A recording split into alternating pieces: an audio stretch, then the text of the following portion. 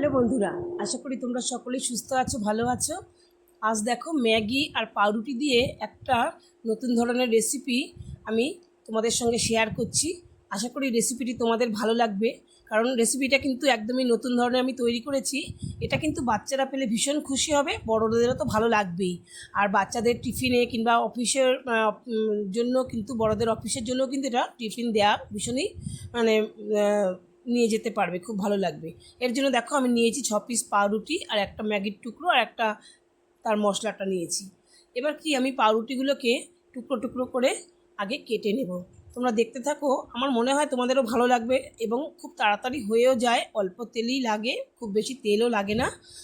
আর রেসিপিটা আমার খেয়ে তো ভীষণই ভালো লাগলো। তোমরা এবার বানিয়ে দেখতে পারো তোমাদের কেমন লাগে। বাচ্চাদের তো ভীষণ ভালো লাগবে। ওরা তো এরকমভাবে মানে দেখতে লাড্ডুর মতন লাগছে, অথচ নোনতা জিনিসটা ভীষণই ভালো লাগবে। এবার দেখো পাউরুটিগুলোকে আমি টুকরো টুকরো করে কেটে নিয়েছি। এবার আমি মিক্সিতে এগুলোকে গুঁড়ো করে নেব।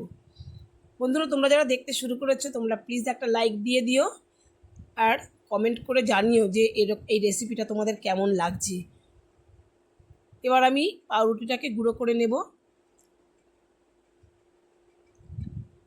গুঁড়ো করে নিয়ে আমি ফিরে এলাম। দেখো গুঁড়ো করে মিক্সিতে গুঁড়ো করে নিয়ে রেখে দিলাম, শুকনো অবস্থাতেই গুঁড়ো করেছি। তারপরে আমি কড়াইতে গ্যাসের উনুনের আমি একটা কড়াই বসিয়ে দিয়েছি।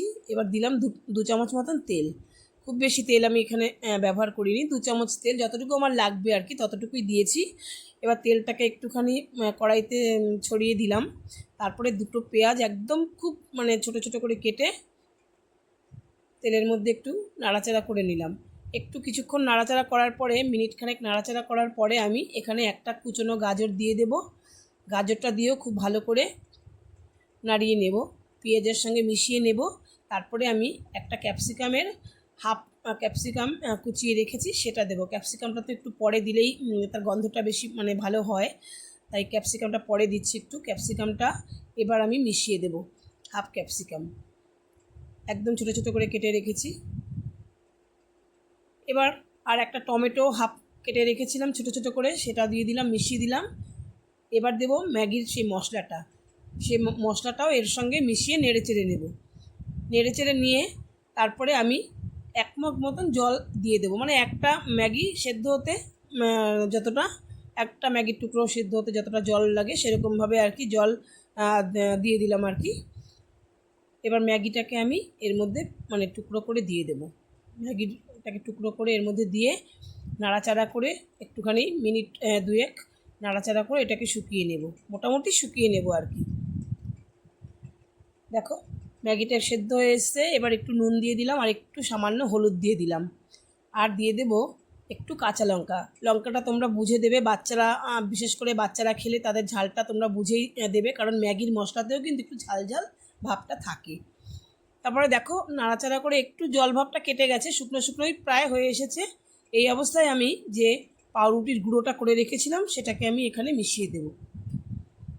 পাউরুটির গুঁড়োটাকে খুব ভালো করে এর মধ্যে মিশিয়ে দিচ্ছি। বন্ধুরা, রেসিপিটা কিন্তু খুব ভালো লাগবে, বানাতেও কিন্তু খুব সুন্দর, খুব তাড়াতাড়ি হয়ে যাবে, আর খেতেও কিন্তু ভীষণই ভালো লাগবে। অবশ্যই তোমরা বাচ্চাদের এটা করে দিও। এবার একটু ধনেপাতা দিয়ে দিলাম। ধনেপাতা দিয়ে এবার একটু নাড়াচাড়া করে নিয়ে মিশিয়ে একটা থালার মধ্যে নিয়ে একটু ঠান্ডা করে নেব, খুব বেশি নয়, একটু গরম গরম অবস্থা পর্যন্তই আমি রাখবো। গরম গরম অবস্থাতে একটু আমি এগুলোকে গোল গোল করে পাকিয়ে নেব। দেখতে পাচ্ছ বন্ধুরা কত সুন্দর লাগছে। দেখো সবজিগুলোও পেটে যাবে বাচ্চাদের, সবজিটাও পেটে যাবে, পেটও ভরবে। পাউরুটিটা রয়েছে, তার সঙ্গে ম্যাগিটা রয়েছে, তাদের পেটটাও ভরবে, আর সঙ্গে সবজিগুলোও পেটে যাবে। এমনি সময় তো সবজি ওদের খাওয়ানো যায় না, তার সঙ্গে বড়দেরও, সবার জন্যই এটা কিন্তু ভীষণই উপাদায় একটা খাবার। এবার এইগুলোকে আমি শ্যালো ফ্রাই করে নেব। কড়াইয়ের মধ্যে অল্প তেল দিয়ে নেব। তেল দিয়ে একটুখানি, দেখো একদম সামান্য তেল দিয়ে নিয়েছি, নিয়ে সামান্য একটু নেড়েচেড়ে একটু গায়ে লালচে মানে ভাব আসবে সেরকম পর্যন্ত আমি এটাকে নেড়ে নেব।